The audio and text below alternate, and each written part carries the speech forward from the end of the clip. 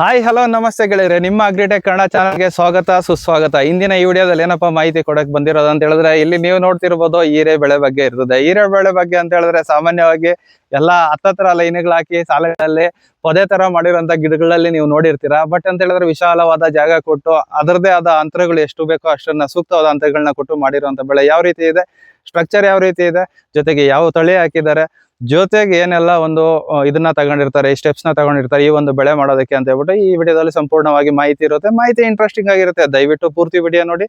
ನಿಮ್ ಸಹಕಾರ ಸಬ್ಸ್ಕ್ರಿಪ್ಷನ್ ಮುಖಾಂತರ, ಲೈಕ್ ಮುಖಾಂತರ, ಶೇರ್ ಮುಖಾಂತರ ಕೊಡಿ ಅಂತ ಹೇಳ್ತಾ ವಿಡಿಯೋಗೆ ಹೋಗೋಣ ಬನ್ನಿ. ನಮಸ್ಕಾರ ಸರ್. ನಿಮ್ಮ ಹೆಸರು ಮತ್ತೆ ನಿಮ್ಮೂರು ಸರ್? ಸರ್ ನಮ್ಮ ಹೆಸರು ರಾಮಂಜಿ ಅಂತ. ನಮ್ದು ಮಾಲೂರು ತಾಲೂಕು ಡಿ.ಎನ್. ದೊಡ್ಡಿ ಪೋಸ್ಟ್ ಮಾದಮಂಗಲ. ಒಪ್ಪಚಳ್ಳಿ ಗೇಟ್ ಅಂತಾರೆ. ಮಾದಮಂಗಲ ಅಂದ್ರೆ ಯಾರಿಗೂ ಸರಿಯಾಗಿ ಗೊತ್ತಾಗಲ್ಲ. ಒಪ್ಪಚಳ್ಳಿ ಗೇಟ್. ಎಷ್ಟು ವರ್ಷಗಳಿಂದ ಕೃಷಿ ಮಾಡ್ಕೊತಾ? ನಾವು ಸುಮಾರು 25 ವರ್ಷದಿಂದ ಮಾಡ್ತಾ ಇದ್ದೀವಿ. ನಿಮ್ಮ 25-30 ವರ್ಷದಿಂದ ಮೊದಲಿಂದಾನೇ ನಮ್ಮ ತಾತ ಮುತ್ತಾತ ನಮ್ಮ ತಂದೆಯವರೆಲ್ಲ ಖುಷಿ. ಅದರಿಂದ ನಾವು ಹಂಗೆ ಮಾಡ್ಕೊಂಡ್ ಬರ್ತಾ ಇದ್ದೀರಿ. ಸರಿ ಅಣ್ಣ, ಈಗ ನಾವು ಇರೋದು ಬಂದು ಒಂದು ಹೀರೆಕಾಯಿ ಬೆಳೆಯಲ್ಲಿ ಇದ್ದೀರಿ. ಸೊ ಈ ಒಂದು ಬೆಳೆನ ನೀವು ಇದನ್ನ ಎಷ್ಟು ವರ್ಷಗಳಿಂದ ಮಾಡ್ಕೊಂತ ಬಂದಿದ್ದೀರಿ? ಇದ್ರ ಸುಮಾರು ಒಂದು 5-6 ವರ್ಷದಿಂದ ಮಾಡ್ಕೊಂಡ್ ಬರ್ತಾ ಇದ್ದೀರಿ. ಸೆಂಟ್ರಲ್ ಒಂದ್ 2-3 ವರ್ಷ ಗ್ಯಾಪ್ ಬಿಟ್ಟಿದ್ರೆ ಮತ್ತೆ ಸ್ಟಾರ್ಟ್ ಮಾಡಿದ್ದೀರಿ. ಓಕೆ ಸರ್, ಹೆಂಗೆ ಸರ್ ಈ ಒಂದು ಕೃಷಿ ಬಗ್ಗೆ ಹೇಳ್ಬೇಕಾದ್ರೆ ನೀವು ಮಾಡಿರೋ ಸ್ಟ್ರಕ್ಚರ್ ಎಲ್ಲ ನೋಡಿದ್ರೆ ಈ ತರ ಅಲ್ಲ ತುಂಬಾನೇ ಖರ್ಚು ಮಾಡ್ದಂಗೆ ಮಾಡಿದ್ದೀರಿ. ಮತ್ತೆ ಒಂದ್ಸಲ ಇನ್ವೆಸ್ಟ್ಮೆಂಟ್ ಮಾಡಿದ್ರೆ ಒಂದು ವರ್ಷ ಬೇಕಾದ್ರೆ ಇದರಲ್ಲಿ ಮಾಡ್ಕೊಬಹುದು, ಬೆಳೆ ಇಟ್ಕೊಬಹುದು. ಇವಾಗ ಹಾಗಲಕಾಯಿ ಹಾಕೊಂಬೋದು, ಇಲ್ಲ ಸೊರೆಕಾಯಿ ಹಾಕೊಂಬೋದು, ಇಲ್ಲ ಮತ್ತೆ ಇದೆಲ್ಲ ಪೇಪರ್ ಎಲ್ಲ ತೆಗೆದ್ಬಿಟ್ಟು ಗೊಬ್ಬರ ಹಾಕ್ಬಿಟ್ಟು ಹೀರೆಕಾಯಿನೇ ಹಾಕೊಂಬೋದು, ಮತ್ತೆ ಅದನ್ನ ಬೇಕಾದ್ರೆ ಮಾಡಬಹುದು. ಓಕೆ ಸರ್, ಈಗ ಮುಖ್ಯವಾಗಿ ಏನಂತ ಹೇಳಿದ್ರೆ ನಾವ್ ಯಾವ್ದೇ ಒಂದು ಇವಾಗ ವರ್ಷದವರೆಗೂ ನಾವು ಬೆಡ್ ಇಟ್ಕೊಬೇಕಂದ್ರೆ ಗೊಬ್ಬರ ಎಲ್ಲ ಚೆನ್ನಾಗಿ ಕೊಡ್ಬೇಕು. ಏನೆಲ್ಲ ಗೊಬ್ಬರಗಳು ಕೊಟ್ಟಿದ್ದೀರಾ ಸರ್? ನಾವು ಮೈನ್ ತಿಪ್ಪೆ ಗೊಬ್ಬರ ಕೊಟ್ಟಿದ್ದೀರಿ. ತಿಪ್ಪೆ ಗೊಬ್ಬರ ಆದ್ಮೇಲೆ ಕೋಳಿ ಗೊಬ್ಬರ ಎಲ್ಲ ಮಿಕ್ಸ್ ಮಾಡಿ ತಿಪ್ಪೆ ಗೊಬ್ಬರ ಕೊಟ್ಟಿರೋದು. ಆಮೇಲೆ ಈ ಕಾಲುವೆ ತೆಗೆದ್ಬಿಟ್ಟು ಬೆಡ್ ಹಾಕ್ಬಿಟ್ಟು ಕಾಲುವೆ ತೆಗೆದ್ಬಿಟ್ಟು ಮಾಮೂಲಿ ಗೌರ್ಮೆಂಟ್ ಗೊಬ್ಬರ ಏನೇನ್ ಬೇಕು, DAP, ಪೊಟಾಶ್. ತಿಪ್ಪೆ ಗೊಬ್ಬರ ಬಂದು ಬೈಲಿಗೆಲ್ಲ ಕೊಟ್ಟಿಲ್ಲ ಸರ್, ಇದಕ್ ಮಾತ್ರ ಟ್ರೆಂಚ್ ಹೊಡೆದು ಒಳಗಡೆ ಹಾಕಿದಿರಿ ಎಲ್ಲ. Okay sir. ಮತ್ತೆ ಬೇಕಾದ್ರೆ ನಾವು ನೋಡಿ ಇಲ್ಲಿ ಹೋಲಿಕ್ಬಿಟ್ಟು ಹಾಕೊಂಬೋದು, ಗಿಡಗಳ ಮಧ್ಯೆ ಹೋಲಿಕ್ಬಿಟ್ಟು ಹಾಕೊಂಬೋದು. ಇವಾಗ ಸರ್ ನೆಲದ ತಯಾರಿ ಎಲ್ಲ ಚೆನ್ನಾಗಿ ಮಾಡ್ಕೊಂಡ್ರೆ ಅದಾದ್ಮೇಲೆ ಇವಾಗ ಬೀಜ ಒಂದ್ ಸೆಲೆಕ್ಟ್ ಮಾಡ್ಬೇಕಲ್ಲ. ಬೀಜ ನಾವಿ ಅಂತ ಹೇಳ್ಬಿಟ್ಟು ಅದು ಜಾಸ್ತಿ ಲಾಂಗು ಉದ್ದನೂ ಬರಲ್ಲ, ಮೀಡಿಯಂ ಆಗಿ ಚೆನ್ನಾಗಿ ಇಳುವರಿನೂ ಚೆನ್ನಾಗಿ ಬರ್ತೈತೆ. ಇವಾಗ ಬೇರೆ ನಾಗ ಎಲ್ಲ ಇದೆ, ನಾಗ ಇದೆ, ಕಂಪ್ನಿಗೆ ಹಾಕೋದಕ್ ಆಗಲ್ಲ. ಉದ್ದ ಜಾಸ್ತಿ ಬರ್ತದೆ ಸರ್, ಜಾಸ್ತಿ ಉದ್ದ ಬರ್ತೈತೆ. ನಾವೇ ಎಲ್ಲ ಸರೋಗುತ್ತೆ ಕಂಪ್ನಿಗೆ, ನಾವೇ ಎಲ್ಲ ಕಂಪ್ನಿಗೆ ಸರೋಗುತ್ತೆ ಸರ್. ಓಕೆ ಸರ್, ಈಗ ನಾನ್ ಸುಮಾರು ಕಡೆ ನೋಡಿರ್ತೀನಿ, ಎಲ್ಲೋ ಕೆಲವೊಬ್ರು ಮಾತ್ರನೇ ಜಾಸ್ತಿ ಡಿಸ್ಟೆನ್ಸ್ ಕೊಟ್ಟು ಮಾಡೋದು. ಇಲ್ಲಿ ನೋಡೋದಾದ್ರೆ ವಿಶಾಲವಾಗಿ ಒಂದ್ ಟ್ಯಾಕ್ಟ್ರಿನೇ ಓಡಾಡ್ಬೋದು, ಅಷ್ಟು ಅಗಲ ಕೊಟ್ಟಿದ್ದೀರಾ? ಎಷ್ಟು ಅಡಿ ಕೊಟ್ಟಿದ್ದೀರಾ ಸರ್? 9 ಅಡಿ ಕೊಟ್ಟಿದ್ದೀರಿ ಸರ್. ಸಾಲಿನಿಂದ ಸಾಲಿಗೆ 9 ಅಡಿ ಕೊಟ್ಟಿದ್ದೀರಿ. 9 ಅಡಿ. ಸಸಿಯಿಂದ ಸಸಿಗೆ 4 ಅಡಿ ಬರ್ತೈತೆ ಸರ್. 4 ಅಡಿ ದೂರ ಹಾಕ್ಬಿಟ್ಟಿದ್ದೀರಲ್ವಾ ಸರ್? ಅದು ಲಾಕ್ ಹೊಡಿತಾ ಇರ್ತೈತೆ, ಅಂದ್ರೆ ಜಾಸ್ತಿ ದಿನ ಬಾಳಿಕೆ ಬರ್ತೈತೆ. ಲಾಕ್ ಹೊಡಿತಾ ಇದ್ರೆ ಜಾಸ್ತಿ ದಿನ ಬರ್ತೈತೆ. ಹತ್ರ ಇಕ್ಬಿಟ್ರೆ ಬೇಗ ಮುಗಿದೋಗ್ತದೆ. ಇವಾಗ ನೀವು ನಾಟಿ ಮಾಡಿ ಎಷ್ಟು ದಿನ ಆಗಿದೆ ಸರ್? ಈಗ 2 ತಿಂಗಳಾಗಿದೆ ನಾಟಿ ಮಾಡಿ. 2 ತಿಂಗಳು. ಇವಾಗ ನನಗ ಅನ್ಸಿದ ಮಟ್ಟಿಗೆ ಒಂದ್ 2-3 ಕಟಿಂಗ್ ಆಗೋದು ಸರ್. 5ನೇ ಕಟಿಂಗ್ ಮಾಡಿದ್ವಿ. 5ನೇ ಕಟಿಂಗ್ ಇವತ್ತು ಮಾಡಿರೋದು, ಅದಕ್ಕೆ ಕಾಯಿ ಕಮ್ಮಿ ಕಾಣಿಸ್ತಾ ಇದೆ. ಓಕೆ ಸರ್, ಇದೆಲ್ಲ ಒಂದ್ ಆಯ್ತು ಸರ್. ಈಗ ಸ್ಟಾರ್ಟಿಂಗ್ ಅಲ್ಲೇ ಬಂದು ಈ ಬಳ್ಳಿ ಜಾತಿ ಬೆಳೆ ಆಗಿರೋದ್ರಿಂದ ಈ ಟೈನ್ ಅದು ಇದು ಹಾಕ್ಬೇಕು. ಒಂದ್ ಕಡೆ ಟೈನ್ ಹಾಕಿದೀರಾ, ಒಂದ್ ಕಡೆ ದಾರ ಹಾಕಿದಿರಿ. ಇದು 220 ರೂಪಾಯಿ ಕೆಜಿ. ಯಾವ್ದು? 220 ರೂಪಾಯಿ. ಈ ದಾರ ನಾವು ಚೆಕ್ ಮಾಡೋಣ ಅಂತ ಹೇಳ್ಬಿಟ್ಟು ಈ ದಾರ ಬಂದು ಒಂದು ರೋಲ್ 60 ರೂಪಾಯಿ. ಇದು ಎಷ್ಟು ಅಂದ್ರೆ 6 ರೋಲ್ ಆದ್ರೆ ಸುರಾಯ್ತು. ಎಷ್ಟೋ ಉಳಿತದಲ್ಲ, 60 ರೂಪಾಯಿ. ಇವಾಗ ಟೈನ್ ಎಷ್ಟು ಕೆಜಿ ಬೇಕಾಗುತ್ತೆ? ಇದು 25 ಕೆಜಿ ಹಿಡಿಸ್ತು ಟೈನ್. 25 ಕೆಜಿ 200 ರೂಪಾಯಿ ಅಂದ್ರೆ 5,000 ಆಯ್ತು. ಅದು ಇದು ಅಲ್ಲ ಸರ್, ಖಾಲಿ 720. ಖಾಲಿ 720 ಒಂದ್ ಸೈಡ್ಗೆ 5,000 ಎಲ್ಲಿ? ಅದರಿಂದ ಟ್ರೈ ಮಾಡೋಣ ಅಂತ ಹೇಳ್ಬಿಟ್ಟು ಮಾಡಿರೋದು. ಎಷ್ಟು ಉಳಿತಾಯ ಆಯ್ತು ನೋಡಿ, ಹೆಂಗೆ ಉಳಿತಾಯ ಮಾಡ್ಬೇಕಾಗಿರೋದು ಸರ್. ಇನ್ನ ಇದೆಲ್ಲ ಒಂದಾಯ್ತು. ಸ್ಟ್ರಕ್ಚರ್ ವಿಚಾರಕ್ಕೆ ಬಂದಾಗ ಎಲ್ಲಾರು ಚಪ್ರಗಳು ಇಟ್ಕೊಂಡು ಹಾಕ್ತಾರೆ ಇಂತ ಬೆಳೆಗಳು. ನೀವು ನೋಡಿದ್ರೆ ನೀಟಾಗಿ ಚಪ್ರ ತರನೇ ಮಾಡಿದೀರ ಸರ್. ಚಪ್ರ ಅಂದ್ರೆ ಫುಲ್ ಎಲ್ಲ 4 ಕಡೆನೂ ಕಂಬಿ ಹಾಕಿದಿರಿ, ಟಾಟಾ ಕಂಬಿ. ಇದು ನೋಡಿ, ಇದು ಟಾಟಾ ಕಂಬಿ. ಇದೇನ್ ಮಾಡ್ತೀರಿ ನೋಡಿ, ಹಿಂಗೆ ಹಾಕಿದ್ರಿ, ಈ ತರನು ಹಾಕಿದ್ರಿ. ಹಾಕ್ಬಿಟ್ಟು ಲಾಸ್ಟ್ ಅಲ್ಲಿ ಆ ಕಡೆ ಲಾಸ್ಟ್ ಈ ಕಡೆ ಲಾಸ್ಟ್ ಎಲ್ಲ ಒಂಥರ ಬಂದೋಬಸ್ತ್ ಮಾಡಿ ಎಳ್ದಿದ್ದೀರಿ. ಮತ್ತೆ ಈ ಟೈನ್ ಎಳಿಬೇಕಾದ್ರೂ ಬಾಧೆ ನಮ್ಗೆ. ಇದು ಅದ್ರ ಬದಲು ತಂಗೂಸ್ ಎಳ್ದಿದ್ದೀರಿ ನಾವು. ತಂಗೂಸು ಇದು ಯಾವ್ದೋ ಸಣ್ಣ ತಂಗು ಸಣ್ಣ, ಇದು ದಪ್ಪ, ಇದು ಸ್ವಲ್ಪ ಇದ್ರಿಗೆ ಇಲ್ಲಿ 2 ಪ್ಲಾಸ್ಟಿಕ್ ಒಂದು ದಪ್ಪ ಇದೆ, ಇದು ಸ್ಟ್ರೆಂತ್ ಇದೆ, ಚೆನ್ನಾಗಿದೆ. ಅಂದ್ರೆ ಇದು ಬೆಳೆ ಎಷ್ಟನ ವೆಯ್ಟ್ ಬರ್ಲಿ ತಡಿತೈತೆ, ಪರವಾಗಿಲ್ಲ. ಓಕೆ ಅಣ್ಣ, ಇದೊಂದು ವಿಚಾರ ಆಯ್ತು. ಇವಾಗ ಇಲ್ಲಿ ನೋಡಿದ್ರೆ ಕಳೆ ಏನೋ ಮಳ್ತಿಲ್ಲ, ಹೆಂಗ್ ಏನ್ ಸರ್ ಮಾಡಿ ಈ ಕಳೆ ಮೊಳ್ತಿಲ್ಲ ಅಂದ್ರೆ ಹೇಳಿಲ್ಲ, ಡಿಸೆಂಟ್ ಇರೋದಕ್ಕ ಚಿಕ್ಕದು ಮಿನಿ ಟ್ಯಾಕ್ಟ್ರಿಯಲ್ಲಿ ನಾವು ರೋಟ್ ಹೊಡಿಸ್ತಾ ಇರ್ತೀವಿ. ರೋಟ್ರ್ ಹಾಕ್ಸ್ಬಿಡ್ತೀವಿ. ಕಳೆ ಬಂದಾಗ ರೋಟ್ ಹೊಡಿಸ್ತಾ ಇರ್ತೀರಿ. ಹೆಂಗ ಕಳೆ ಮದ್ದು ಹೊಡಿಲಿಲ್ಲ ಅಂದ್ರೆ ನೆಲನು ತುಂಬಾ ಚೆನ್ನಾಗಿರುತ್ತೆ ಚೆನ್ನಾಗಿರೋಣ. ಸರ್. ನಾವು ಕಳೆ ಮದ್ದು ಜಾಸ್ತಿ ಯೂಸ್ ಮಾಡಿದ್ರೆ ನಮ್ಗೆ ತಾನೇ ಆಬೋದೆಲ್ಲ ಕಮ್ಮಿ ಆಗ್ತೈತೆ, ನೆಲನು ನೆಲ ಹಾಳಾಗ್ತೈತೆ, ಮತ್ತೆ ಫಸಲು ಇರುವ ಇಳುವರಿನೂ ಕಮ್ಮಿ ಬರ್ತೈತೆ. Super sir. ಹಿಂಗೆ ಎಲ್ಲಾ ರೈತರು ಯೋಚನೆ ಮಾಡಿದ್ರೆ ಕಳೆ ಮಾಡ್ಬೇಕು ಸರ್. ಮದ್ದುಗಳು ಸ್ವಲ್ಪ ರೇಟ್ ಬರ್ತೈತೋ ಇಲ್ಲ ಅದು ನಮ್ಗೆ ಹೇಳಕ್ ಆಗಲ್ಲ. ನಾವು ಮಾಡೋ ಕೆಲಸ ಮಾಡಿದ್ರೆಗನ ಏನೋ ಒಂದ್ ಆಗ್ತಾ ಇರ್ತೈತೆ. ಸರಿ ಸರ್, ಇವಾಗ ಬೀಜ ನಾಟಿ ಮಾಡದ್ಮೇಲೆ ಗೊಬ್ಬರಗಳ ವಿಚಾರಕ್ಕೆ ಬಂದಾಗ ಡ್ರಿಪ್ ಗೊಬ್ಬರಗಳ ಸ್ವಲ್ಪ ಬೀಜ ನಾಟಿ ಮಾಡಿದ್ಮೇಲೆ ಅಂಬು ಹರಿಯೋವರೆಗೂ ಒಂದು 15-20 ದಿವಸವರೆಗೂ ಏನು ಬೇಕಾಗಿಲ್ಲ.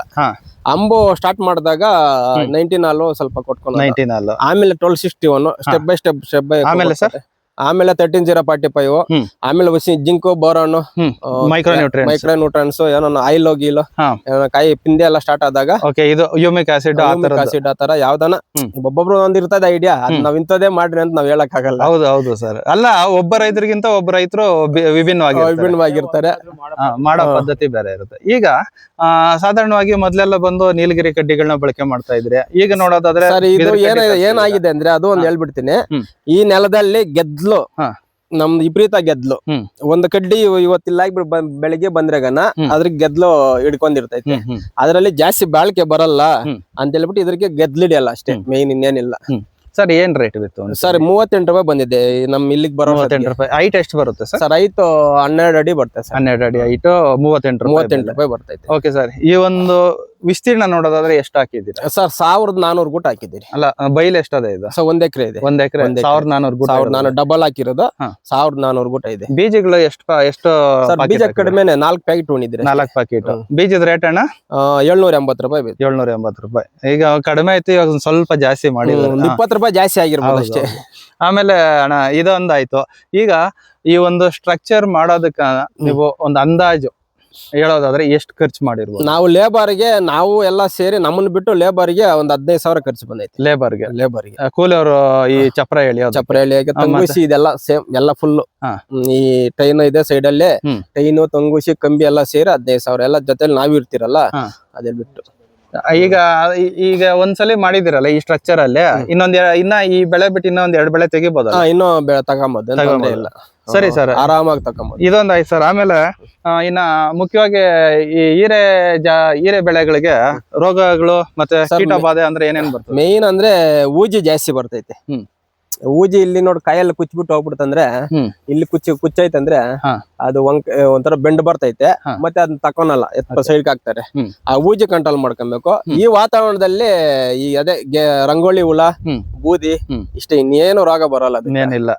ಓಕೆ ಸರ್, ಊಜಿನೇ ಮುಖ್ಯವಾಗಿ ಊಜಿನ ಕಂಟ್ರೋಲ್ ಮಾಡ್ಕಂದ್ರೆ ಊಜಿ ಮತ್ತೆ ರಂಗೋಲಿ. ಹಾ ಸರ್. ರೋಗದ ವಿಚಾರಕ್ಕೆ ಬಂದಾಗ ಬೂದಿ ರೋಗ ಗಾಳಿ ಕಾಲದಲ್ಲಿ ಜಾಸ್ತಿ ಇರ್ತದೆ ನಿಮ್ಗೆ. ಅದ್ ಬಿಟ್ರೆ ಸರ್, ಈಗ ನೀವು ಒಂದು ಅಂದಾಜು ಇವಾಗ ಕೊಯ್ಲ್ ಸ್ಟಾರ್ಟ್ ಆದ್ಮೇಲೆ ಎಷ್ಟು ದಿನಗಳ ಕಾಲ ಕೊಯ್ಬಹುದು ಸರ್? ನಾವು 2.5-3 ತಿಂಗಳು ಕೊಯ್ಬೇಕು ಅನ್ಕೊಂಡಿದ್ದೀರಿ. ನೋಡೋಣ, ಕನಿಷ್ಠ ಪಕ್ಷ 2 ತಿಂಗಳನ್ನ ಕೊಯ್ಸ್ಬೇಕು. 2 ತಿಂಗಳನ್ನ ಕೊಯ್ಸ್ಬೇಕು ಸರ್. ಹೆಂಗೆ ಕಾಯಿ ದಿನ ಬಿಟ್ಟು ದಿನ ಕೊಯ್ತೀರಾ? ದಿನ ಬಿಟ್ಟು ದಿನ ಸರ್, ದಿನ ಬಿಟ್ಟು ದಿನ ಕೊಯ್ತೀರಿ. ಸರ್ ಸರ್, ಈಗ ಇಷ್ಟು ಅಂತರ ಕೊಟ್ಟಿದ್ದೀರಲ್ಲ, ಇದರಿಂದ ನಿಮ್ಗೆ ಏನ್ ಬೆನಿಫಿಟ್ ಆಗುತ್ತೆ ಸರ್? ನಾವು ಅಂತರ ಜಾಸ್ತಿ ಯಾಕೆ ಕೊಟ್ಟಿದ್ದೀರಿ ಅಂದ್ರೆ, ಲೈಫ್ ಲಾಂಗ್ ಜಾಸ್ತಿ ದಿನ ಗಿಡ ಚೆನ್ನಾಗಿರ್ತೈತೆ. ಮತ್ತೆ ಲಾಕ್ ಬರ್ತಾ ಇದ್ರೆ ಪದೇ ಆಗಲ್ಲ, ಮೇಲೆ ಪದೇ ಆಗಿಲ್ಲ ಅಂದ್ರೆ ಕಾಯಿ ನೀಟಾಗಿ ಬರ್ತೈತೆ.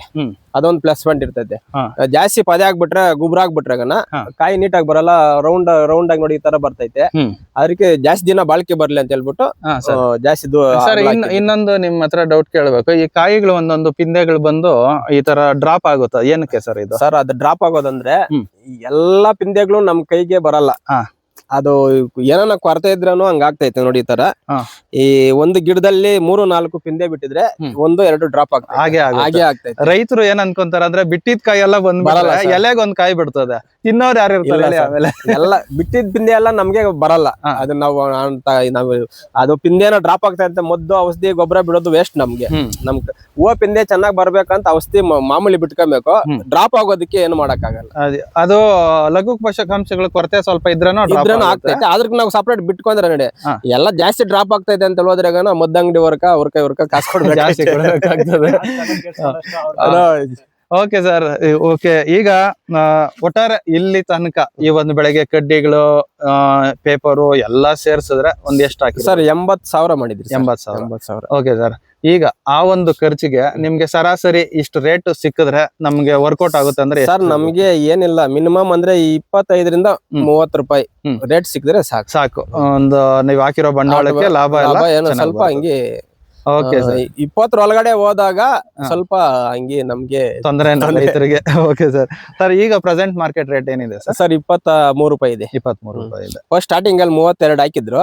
ಸ್ವಲ್ಪ ಏನು ಮಳೆಗಳು ಬೇರೆ ಕಡೆ ಅಂತ ಹೇಳ್ಬಿಟ್ಟು ಸ್ವಲ್ಪ ಡೌನ್ ಮಾಡಿದ್ದಾರೆ. ಓಕೆ ಸರ್, ಈ ಬೆಳೆ ಇನ್ನಷ್ಟು ದಿನ ಚೆನ್ನಾಗಿ ಕೊಯ್ಲಿ, ಜೊತೆಗೆ ಇದೇ ರೀತಿನೇ ನೀಟಾಗಿ ಮೇಂಟೈನ್ ಮಾಡಿ ಅಂತ ಹೇಳ್ತಾ ಈ ವಿಡಿಯೋ ಯಾರೆಲ್ಲ ನೋಡಿದ್ರು ಅವ್ರ ಕಡೆಯಿಂದ ಮತ್ತೆ ನಮ್ ಕಡೆಯಿಂದ ನಿಮ್ಗೆ ಒಂದು ತುಂಬ ಹೃದಯ ಧನ್ಯವಾದಗಳು. Thank you sir. Thank you.